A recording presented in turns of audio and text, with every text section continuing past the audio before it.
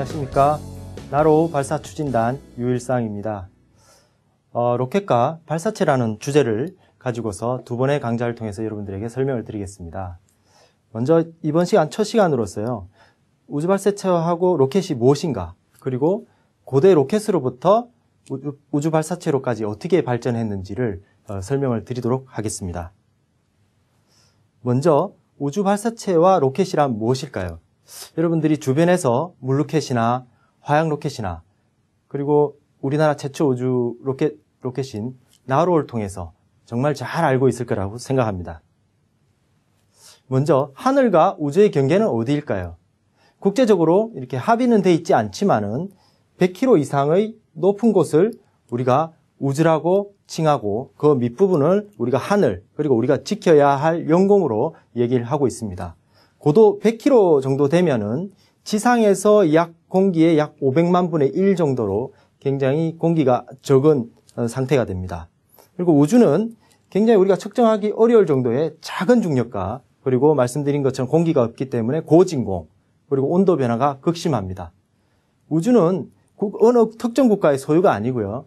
인류가 평화적으로 활용해야 되는 그런 공간이라고 할 수 있겠습니다. 우주발사체와 로켓이란 인공위성, 유인우주선, 우주탐사선 등을 우주공간으로 올려줄 수 있는 유일한 운반체입니다. 대부분 일회용인 소모성 발사체이고요. 우주왕복선과 같은 재사용 발사체도 있습니다. 우리에게 굉장히 익숙한 발사체로서 아래 그림처럼 나와 있는 소유주, 유럽의 아리안5, 미국의 스페이스 셔틀이 있습니다. 먼저 소유주의 발사 영상을 보여드리겠습니다. 예, 러시아의 소유주 발사체는 여러분들이 잘 아시는 우리나라 최초 우주인인 이소연 박사가 국제우주장으로 타고 간 대표적인 유인 발사체라고 할 수 있겠습니다. 이렇게 보시면은 전체적으로 2단형 발사체고요. 이쪽에 부스터가 붙어있는 형태입니다. 크기는 약 45m 정도 되고요. 총 중량은 보시기에도 좀 무거워 보이지만 약 300톤 정도의 무게가 나갑니다.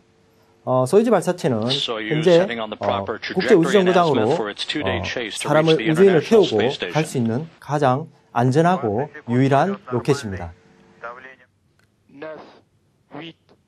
유럽의 아리안5는 2010년 우리나라가 최초 개발한 통신해양기상위성인 천리안 위성을 정지궤도까지 쏘아 올린 대표적인 상용 발사체입니다.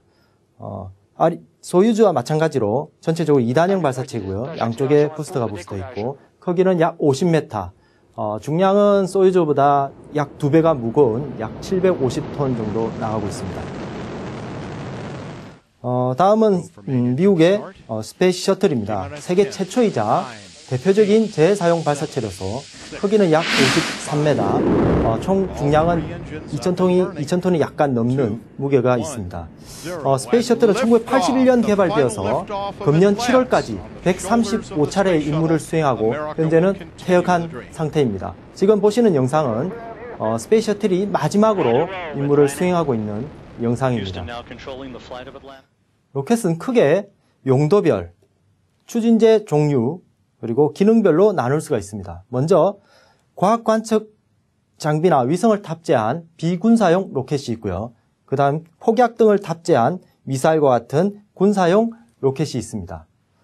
추진제 종류별로 고체 형태의 추진제를 사용하는 고체 추진 로켓과 액체 상태의 연료 및 산화제를 사용하는 액체 추진 로켓이 있습니다. 고체 추진 로켓은 발사 작업이 비교적 간단하고 신속하기 때문에 대부분 군사용 로켓으로 사용하고 있습니다. 다음은 대기 환경 측정이나 과학 실험 목적을 수행하는 저희가 말하는 사운딩 로켓이라고 얘기하는 과학 관측용 로켓이 있고요. 다음은 위성을 우주궤도에 투입하는 위성 발사용 로켓, 위성 발사체가 있습니다. 로켓이 운반하는 물건의 목적지 궤도는 다양한데요. 대부분 비행기의 경우에는 고도 10km에서 비행을 하지만은 로켓은 고도 200km 이상의 원형이나 타원으로 인공위성을 투입시킵니다. 보통 앞에서 말씀했지만은 고도 100km부터 우주라고 얘기하지만은 고도 100km와 200km 사이에는 아주 희박하지만은 공기가 있게 되고 매우 빠른 속도로 움직이는 위성 같은 경우에는 공기 저항을 받기 때문에 서서히 지구로 낙하하게 됩니다. 그래서 고도 대부분 200km 이상에서 위성이 돌게 되고요. 국제 우주 정거장 같이 굉장히 대형 사이즈의 우주선은 고도 400km를 주궤도로 해서 돌고 있습니다.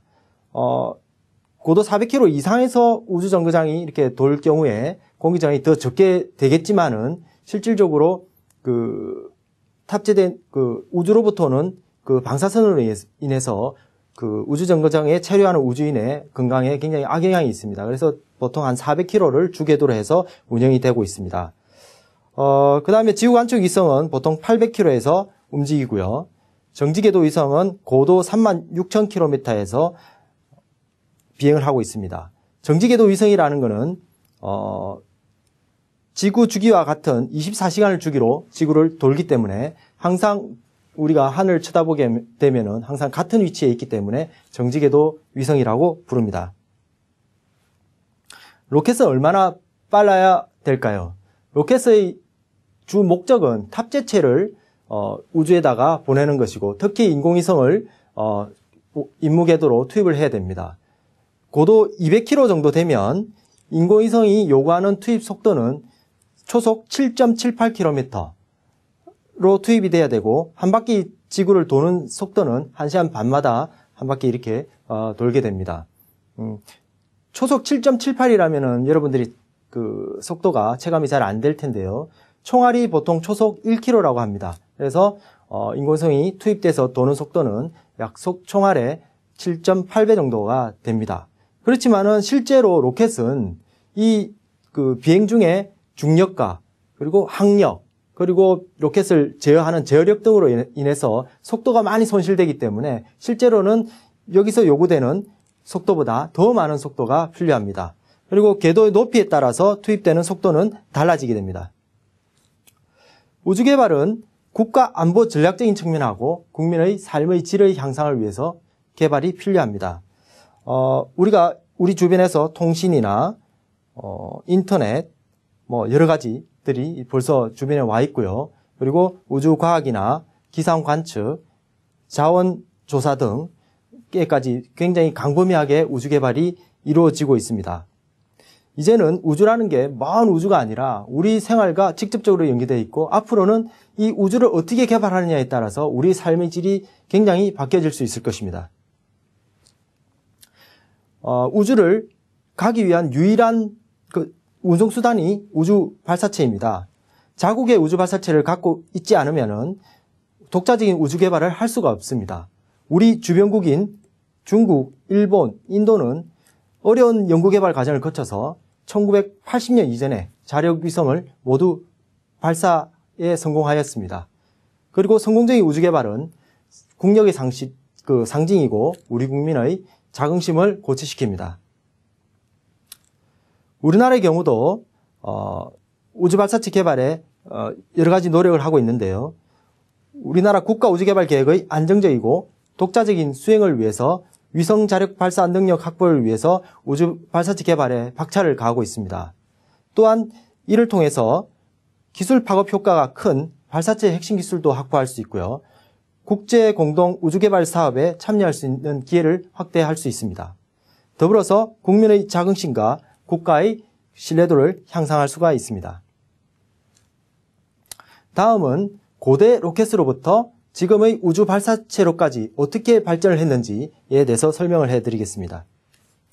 문헌상으로 가장 오래된 로켓은 아래 그림처럼 보이는 중국의 비화창이라는 로켓이었습니다. 요거는 금나라에서 몽고군에 대적해서 공격하는 그런 무기의 형태로 사용이 되었고요. 몽고군이 유럽이나 주변국으로 침략을 시작하면서부터 이 로켓이 퍼져나가기 시작했는데요. 우리나라는 고려 말에 주화로 또는 조선 세종 때 신기전으로 발전을 했고 유럽도 유사한 로켓을 개발하기 시작했습니다.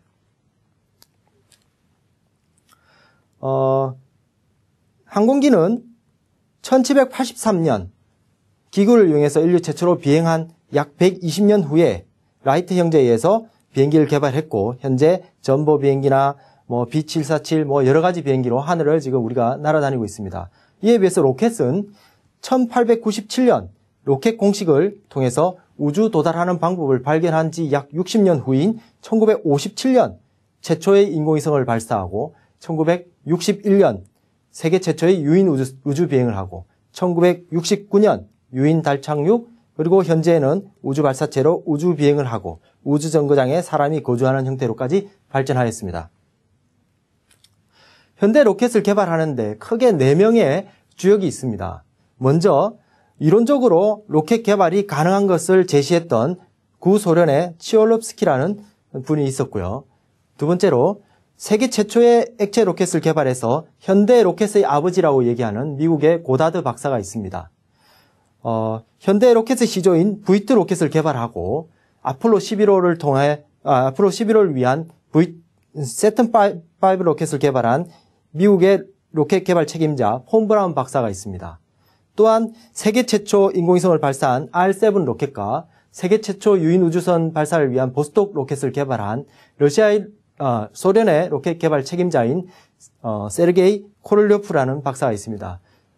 코를료프는 당대에는 국가기밀로 굉장히 베일에 사해져 있는 인물이었지만은 코를료프가 죽고 난 직후에 그 실질적인 소련의 그 우주 개발을 책임했던 인물로서 알려지게 되었습니다.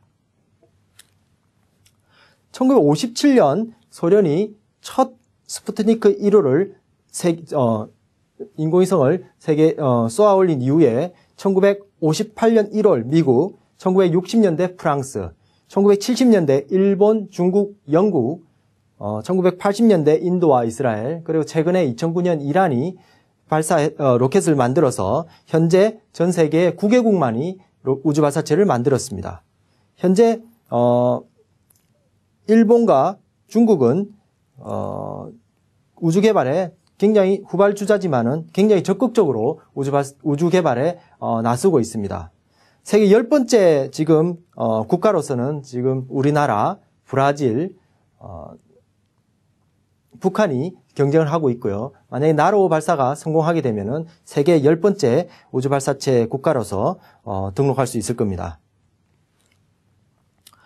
미국과 소련은 2차 대전 직후부터 해서 동서냉전 시대에 우주전쟁을 시작을 했는데요. 1957년 소련이 최초의 인공위성을 쏘고 난 다음 바로 직후에 미국이 두 번째 위성을 쏘았고요. 1961년 유리 가가린을 통해서 최초의 유인 우주 비행을 소련이 먼저 성공을 시켰고 미국은 그 한 달 후에 두 번째 유인 우주 비행을 성공했습니다. 미국은 초기 이런 그 소련과의 우주 경쟁에서 열세를 극복하기 위해서 1961년 유인 우주인을 달에 보내고 안전하게 다시 돌아오게 하는 아폴로 계획을 발동해서 국가적인 역량을 총집중하여서 1969년 아폴로 계획에 성공을 하였습니다. 그동안 최근 그 동서냉전 시대 이후에 우주 개발이 잠시 주춤했지만은 최근에 21세기는 우주를 지배하는 나라가 세계를 지배한다는 그런 패러다임 하에서 2003년 10월 중국이 세계 세 번째로 선저우 5를 발사함으로써 그동안 잠시 주춤했던 미국, 러시아, 일본 등 유럽 강국들이 다시 우주전쟁에 뛰어들므로써 제2의 우주전쟁 시대가 개막이 되었습니다. 이것으로 로켓과 발사체를 주제로 한 첫 번째 강좌를 마치겠습니다.